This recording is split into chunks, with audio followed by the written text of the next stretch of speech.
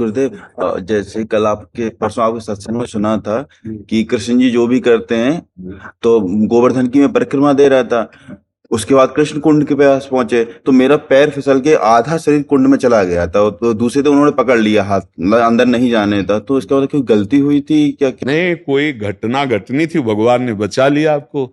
एक घटना जैसे जो मृत्यु जनित होनी थी वो इतने में बचा लिया। हाँ, बहुत कृपा। अगर यहाँ कहीं कोई चोट लग जाए तो समझो बहुत बड़ा कोई अपराध था और उसको इतने में क्षमापन भगवान ने कर दिया। इसमें गलती नहीं मानी जाती, इसमें भारी प्रारब्ध का संयोग होना था कि आपको मानो डूब के मरना था, तो भगवान ने आपको इस घटना में, क्योंकि आप परिक्रमा लगा रहे हैं, आप ब्रजधाम में हैं, आपको बचा। अच्छा, मान लो आप डूब जाते हो तो आपको भगवत प्राप्ति हो जाती है।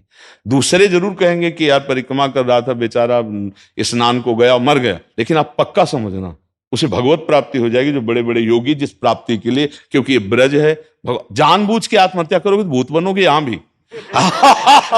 आग भैया, बाबा ने कह दिया तो बोले वो ऐसे ही उबे है संसार से, नहीं भूत बनोगे। हाँ, ये स्वाभाविक घटना की बात कर रहे हैं कि अगर ऐसा कभी मान लो ऐसा, अब वो समझ में तभी आएगा जब हम किसी सत्य वस्तु को अपनाएं, सत्य वस्तु को जाने। नहीं तो लगेगा कि अब समय ज्यादा नहीं से, दो मित्र थे, एक मित्र गलत मार्ग में चला गया, एक अच्छे मार्ग में, रोज गंगा नहाना, नाम जप करना, ऐसा।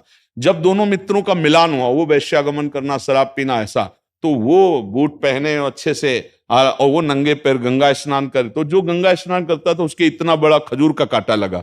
खजूर समझते हैं ना, बड़ा कांटा होता है, पार कर गया।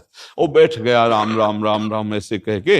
वो जब निकला तो कहा, देखा कहते थे कि ये सब नाटक है, क्या मिला तुझे? और देख मैं बहुत मौज मस्ती से चल चल रहा हूं।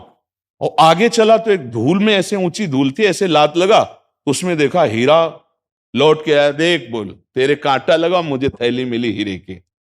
उसको लगा यार वास्तविक सब नाटक है, क्योंकि मैंने देखा है वैश्यागमन करता है, शराब पीता है, इसको थैली मिली हीरे की, और भजन करता हूं, राम राम बोलता हूं, गंगा नहाता हूं, खजूर का कांटा लगा।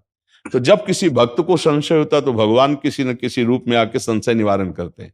तो एक वृद्ध के रूप में भगवान आया, बोले अरे बेटा कांटा लग गया क्या? भगवान की बड़ी कृपा आपके ऊपर है।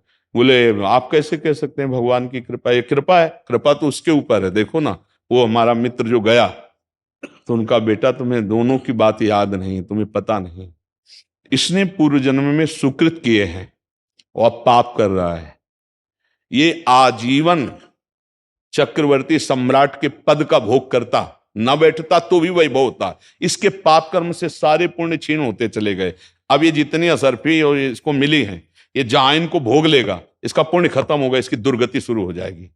और तुमने जो पाप किए हैं सब गंगा स्नान से नष्ट हो गए। तुमको इसी क्षण सूली की सजा राजा के यहां मिलनी थी, तो खजूर के कांटे से निपट गई।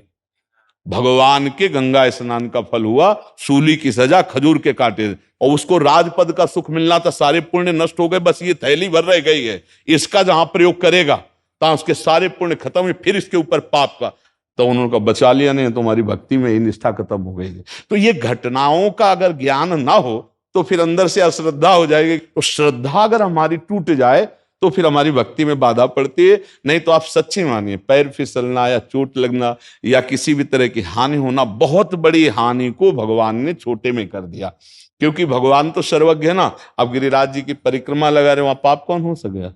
पाप थोड़ी कुछ बना, हमारे पाप का नाश किया गया। ये बात समझ रहे हैं आप? हाँ।